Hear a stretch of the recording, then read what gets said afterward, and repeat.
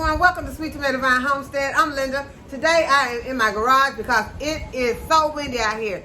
I still can hear the wind, and I'm sure you all may hear it too, but hopefully you'll be able to hear me really well, even with the wind blowing as hard as it is blowing. I am out here today. I have some seed mail, which are really plant mail from Diva Jones. I want to go ahead and get those started. And Diva Jones told me that she was sending me some elderberry plants, and that is what she has done. And so she has sent me a lot of elderberry cuttings. And what I want to do today is I want to go ahead and get these put into a pot because I have been really wanting to grow elderberry here on the homestead. And I do not have not a single plant. So this is what the cuttings are looking like that Diva Jones has sent to me. Thank you, Diva Jones. Y'all go ahead and check out her channel. They're looking really good. So, since I've never grown elderberry, I was looking to see how I am supposed to plant the elderberry, how to start these cuttings. And it said to start them by placing them in the soil. You can put some root compound on them, or you could just put them into the soil. But I see that Diva Jones has already cut these in a slant for me. So she has cut these diagonally, and I am going to just place them into the soil, but I need to make sure that the node is above the soil. So right here I see that there is a node, and that is what I'm going to be making sure is above the soil. And Diva Jones had these moistened really good, so they were sent and they arrived in excellent shape. Still have the plant coming out of the side. So I am just going to be putting these in the soil, leaving the node above the soil. And I'm just using one pot for these because what I basically want them to do is to go ahead and take root for me. And once they take root, then I will take them out and put them into their own individual pots.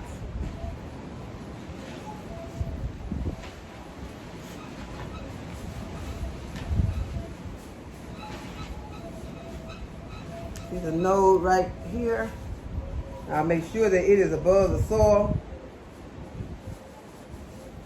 I don't know if she sent me so many. I may not be able to get all of these into this pot. But if not, I will just go ahead and start another container. But then again, I may be able to. I'm going to stick this one over here so I make sure I'm keeping the node above the soil.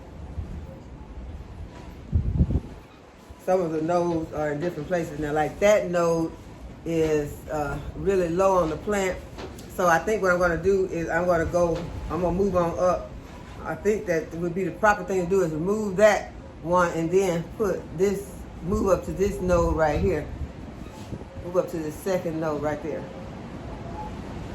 So I'm going to stick the plant all the way down like that. So Diva Jones, you let me know if I'm doing this right, because I really want to get some elderberry. And if I get all this elderberry, I'm going to be elderberry rich. So see, that node is really low. I'm going to move on up to the next node. So that means I can plant that one deeper. I can plant this one really deep since the node is at the top. Okay, it looks like I'm going to be able to get all these in. So this is the last one. And so my soil is moist, but I'm going to go ahead and I'm going to moisten this soil some more. And then I'm going to put this in a sunny place. I think I'm going to go ahead and keep them inside for right now because it's so windy out here. And we are expecting some lows tonight, like 30s. So I'm just going to go ahead and take it in the house. And then I'll bring it out in a week or so when I can bring all of my other plants out.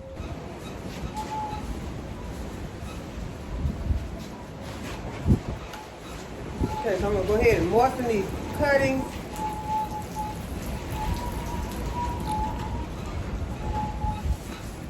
And now they are ready to go into the grow station. A few weeks ago, we put our sweet potatoes in our canning jars and filled them with water to help get us some sweet potato slip. That is one way that you can start your sweet potato slip. Another way that you can start your sweet potato slip is by putting them in a tray with some soil.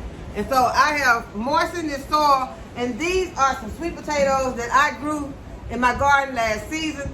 Just want to push half of that sweet potato into the soil, laying it on its side and pushing it into the soil.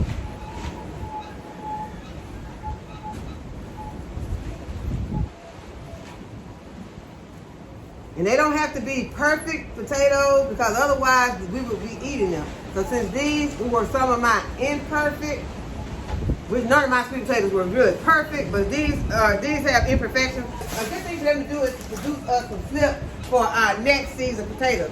So I'm just gonna add another one right here, and we're gonna see how well these will produce us some sweet potatoes. So this is another simple way, and to me, I think this may be the fastest way because I have had this to do really well. And I'm gonna go ahead, I'm gonna put these outside right now. Even though, you know, it's very windy and we are expecting like some 34-degree temperature, but that's for one night. I'm gonna go ahead and sit this tray outside and we're gonna let it make us some sweet potato soup. Okay, y'all, the next thing that I wanna show you are my peppers. These are the peppers that I have overwintered in the garage, and they are looking very good. I have scratched a few of them to see if they had green underneath, and they are green. We have some that even have growth on them. You see those right there? Have the leaves on them. I'm very excited about these peppers. So you can see the green on those. And some of the other ones also have, you can see the green. You can see green right there without me even scratching. And then the one that I scratched did have green. This one here, I'll see if I can scratch this one on this side with my little tool. Because I told you, I don't scratch with my nail anymore. I hurt myself scratching a tree with my nail. Okay, so you can see that that one is still green right there. And so I am very happy and excited about these pepper plants and how well they have done. So what I did during the winter is I just came out occasionally and added some water. Not a lot, because you do not want to keep them soaked. You just want to keep them, you just want to moisten them every now and then because they're basically dormant. But since these do have some plants on, I'm going to go ahead and just give them a little water. And I'm going to put them back in their same spot that they are enjoying until probably next week or the week after they'll be going out into the garden. Y'all know that I'm very excited to try to get more food growing in my garden. And some of the food that you want to grow in your garden is food that you don't have to worry about planting every year. And that is things like your berries, your fruit trees. And now, sometimes you may have to replant them because sometimes things happen and your plants may die. But if you're able to get those plants to survive, and you can add a plant here and there. And that's what I figured this is what I'm doing. I'm adding a plant here and there. Now, as you all know, there is a berry patch right out here in the East Garden. Y'all, that berry patch is, it's east of the East Garden. And it is so, it's just hard to get to. It's hard to get in there because the patch is just an overrun wild patch. So I am trying to have something that I can go and I can pick without having to be worried about, seeing, I don't want to worry about something underneath my feet that I can't see. If I have something underneath this, at least I'll be able to see it. So this is one of the berry plants that I picked up. And this one is called a Osage blackberry. And as you can see, it is a very beautiful plant.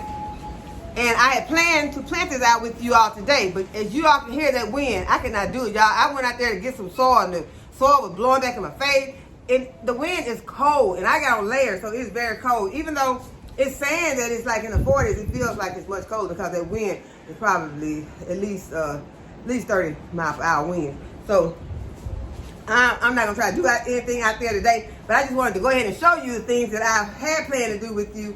And I'll probably still do them with you, but I just wanted to go ahead and show them to you. As you know, we have had some peach trees that have that didn't make it through these last couple of winters, and some I think were hit with that overhead spray, and then some of them may have.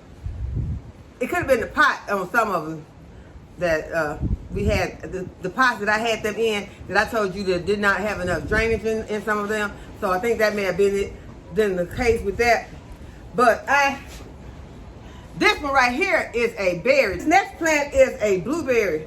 And this one is called the Tiff Blue.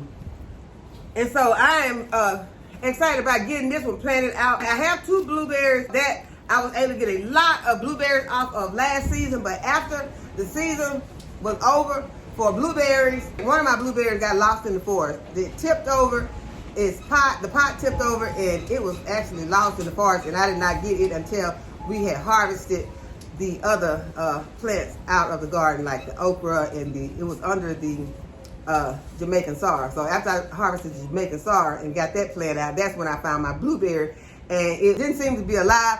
I still have it in the garden. I pruned it and I put some fertilizer on it, watered it, and put mulch on it. So we're gonna see what happens. But I did not want to take a chance at that blueberry not putting out any blueberries this season. So that is why I went ahead and I purchased this blueberry. So we'll have another one. This when I saw it, I could see that it's already beginning to bud out. And so that was a good sign for me. So if you see some fruit trees at the store and they are budding out, and you know you do not have any fruit trees in your yard, if you are able to get that fruit tree in your field and get it to your house, go ahead and take it to your house. I am so happy to get this from home, y'all. On the way, I was literally holding this plant on the way to the house because I did not want, to lose any of these buds. So if you can get those trees, get them to your house. And this last one,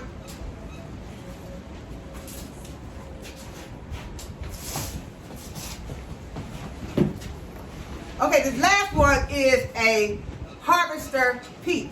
Y'all can see it.